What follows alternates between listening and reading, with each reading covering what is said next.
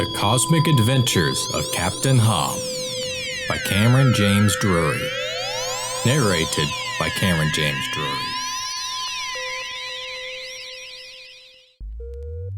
Chapter 5. Plan B. B is for better plan. Captain Hob made his way swiftly to the exit hatch of the ship. Entering the airlock, he pulled a long lever curved like a snake, causing the room to depressurize.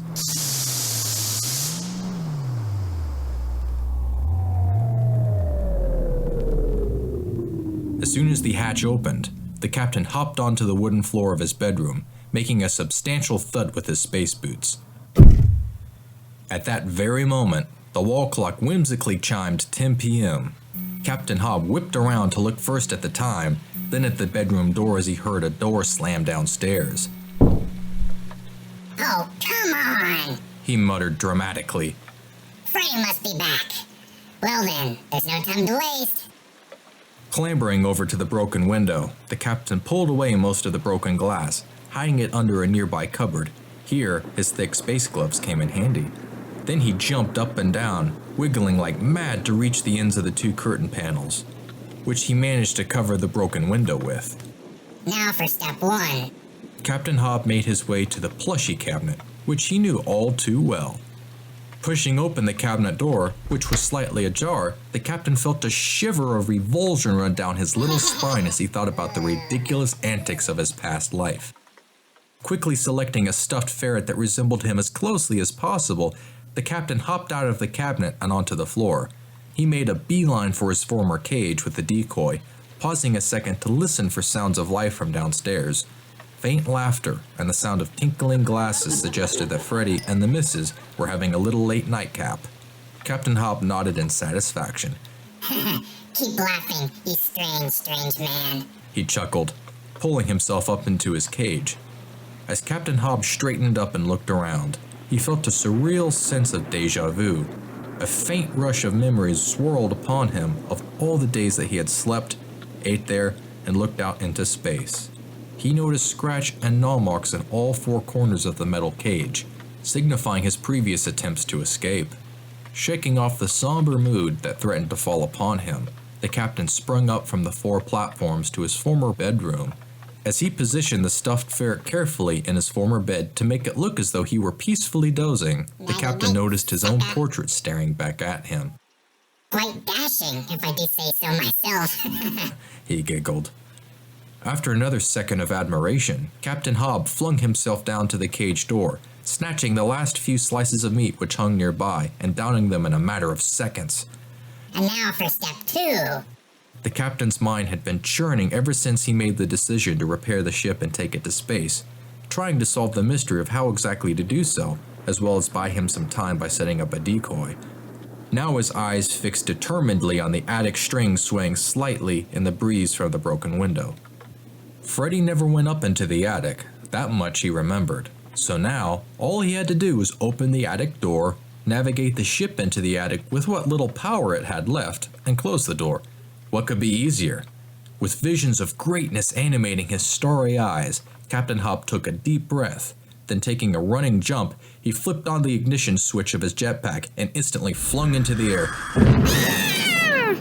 Jerked this way and that, Captain Hob reached desperately around, trying to adjust the jetpack dials without burning some fur. After wasting precious minutes of being tossed around the room like a rag doll, the captain was finally able to reduce the booster's intensity and gain control of the device. He zoomed smoothly over to the attic door. "I'm flying! I'm actually flying!" Cheered the captain as his heart sang for joy. "Man, oh man! This is what I was born for, baby!" Seizing the attic door string, he turned towards the ground, allowing the force of the jetpack to pull open the wooden door.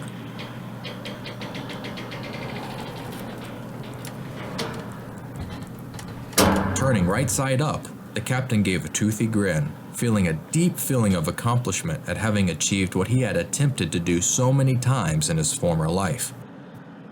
Jetting directly back to the Pretorius, Captain Hob shot through the open hatch, switched off his jetpack, and charged toward the bridge after making sure the hatch closed. Did the ship even have enough power to get into the attic? The captain honestly had no idea, but this did not dampen his adrenaline rush, nor his indomitable confidence. Moments later, he was plopping down into the captain's chair, fastening his seatbelt and putting his helmet on. We're going for a little ride. Captain Hob glanced at the huge, dark screen on the other side of the bridge, then accessed the command console on his chair and began rapidly pressing buttons. Diverting all power reserves to the stabilizers and thrusters, the captain crossed his meaty little fingers, hoping that it would be enough. He plotted a rapid flight path to turn the Patorius 180 degrees around and arc it into the attic. His little heart pounding, Captain Hob executed the command, eagerly awaiting the hum of the main reactor. After a few tense moments, which seemed to last an eternity, the low hum of the reactor reached the captain's perked ears as it came back to life. The captain felt the floor move beneath his paws as the Patorius slowly lifted from the ground, the large screen opposite him folding away and revealing a glass window to the outside world as it did so. One by one, bright spotlights switched on down the sharp, silver nose of the craft, illuminating the moonlit room. His old room swung by as the ship slowly turned around midair, angling 45 degrees to prepare for its ascent. Steady, baby. Easy does it. The captain muttered excitedly, leaning forward in his chair, anxious to get the Patorius into the attic and out of sight as fast as ferretly possible.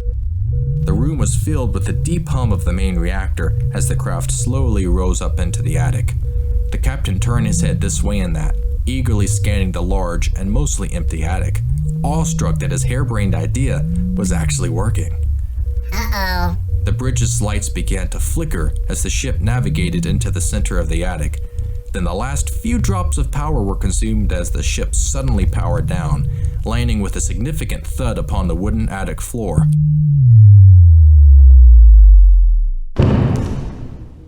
Below, Freddy, at that same moment, slipped on some cherry pie debris from earlier in the kitchen, masking the thud from above. Yes! That's how it's done, ladies and gentlemen. Smooth landing. Mission accomplished. Captain Hob began an outlandish dance routine, which ended in a series of hip thrusts. Then, rubbing his gloved paws together and licking his lips, he strode leisurely through the ship to inspect his new hideout. This will be a perfect base for operations, he proclaimed in satisfaction, jumping out of the Patorius and landing with a thud on the attic floor. At just that moment, his eyes fell on the open attic door, which he had totally forgotten to close. Footsteps could be faintly heard nearing his location. Captain Hob scrambled over to the attic door, panting frantically, certain that his perfect fan was imploding before his very eyes. As the captain stared out of the attic, wondering how on earth he could close the door from this angle, his ray blaster fell out of his holster and down into the room below. No! The ferret yelled as he leapt out of the attic, bits of foam covering his snout. There must be no traces. He landed into the room below, using his jetpack to soften his landing and save him from a most grisly end. Reverting to his ferret state, Captain Hob ran around on all fours until he found the blaster near the window.